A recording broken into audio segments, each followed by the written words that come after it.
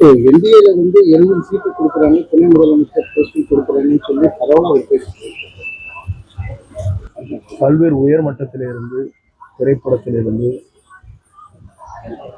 உயர்ந்த இடத்திலிருந்து அதை விட்டுவிட்டு மக்கள் பணியாற்றுவதற்காக ஒரு வருகை தந்திருக்கிறார் என்று சொன்னால்,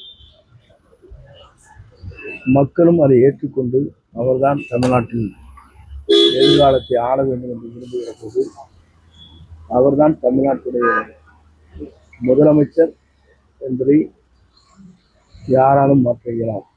பவன்குமார் விஜய் கூட பேசினதா அதுபோன்ற செய்தி எனக்கு பெற்றவில்லை. என்டிஏ கூட்டணியில் சேருவதற்கு சிபிஐ வச்சு அழுத்தம் கொடுக்கப்படுறதா ஒரு பேச்சு இருக்கு, பரவலாக பேச்சு மக்களே பேசிக்கிறாங்க. அதை பற்றி உங்களுடைய பொதுவாக நேற்றைய தினம் அவர் அங்கே அழைக்கப்பட்டார். அங்கே அழைக்கப்பட்டவுடன் அதற்கான உரிய பதிலை அவர் அளித்திருக்கிறார். எங்களை பொறுத்தவரையிலும், தலைவரை பொறுத்தவரையிலும் முதலமைச்சர் என்பதற்காகத்தான் இத்தனை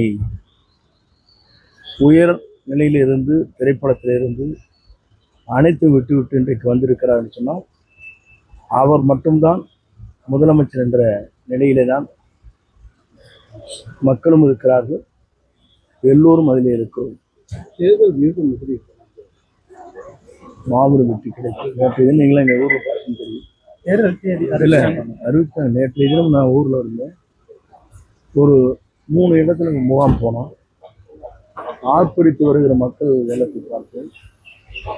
நான் இதுவரையிலும் அது மாதிரி பார்க்கல. புரட்சித் தலைவர் எம்ஜிஆர் காலத்தில் பார்த்தது போல, அம்மா முதல் இயக்கம் தோன்றியது போல இன்று அவ்வளவு பேர் ஆர்ப்பரித்து வருகிறார் என்று சொன்னால், ஒரு மாற்றங்கள் வேண்டும் என்று மக்கள் விரும்புகிறார்.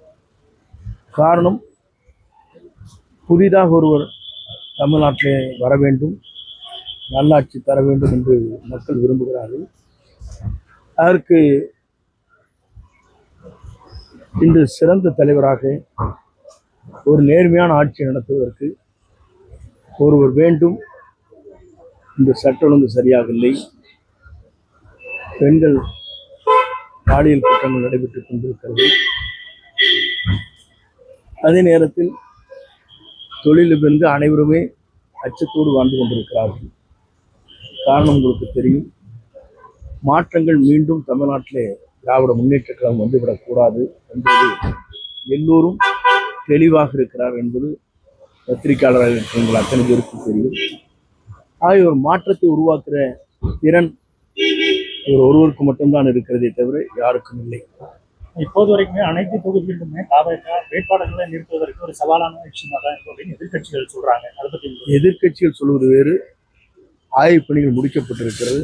தயார் நிலைக்கு 234 பேரில் போட்டியிடுவதற்கு வேட்பாளர்கள், சிறந்த வேட்பாளர் இருக்கிறார். செய்திகளை உடனுக்குடன் தெரிந்து கொள்ள கீழ்கண்ட கேபிள் மற்றும் டிடிஹெச் நெட்வொர்க்குகளில் எம்நாடு செய்தி தொலைக்காட்சியை காணுங்கள். பாதகம் செய்பவரை கண்டால் நாம் பயம் கொள்ளலாகாது பாப்பா. மோதி மிதித்து விடு பாப்பா, அவர் முகத்தில் உமிழ்ந்து விடு பாப்பா. அண்மை செய்திகளை உடனுக்குடன் தெரிந்து கொள்ள இணைந்திருங்கள் எம்நாடு தொலைக்காட்சியுடன்.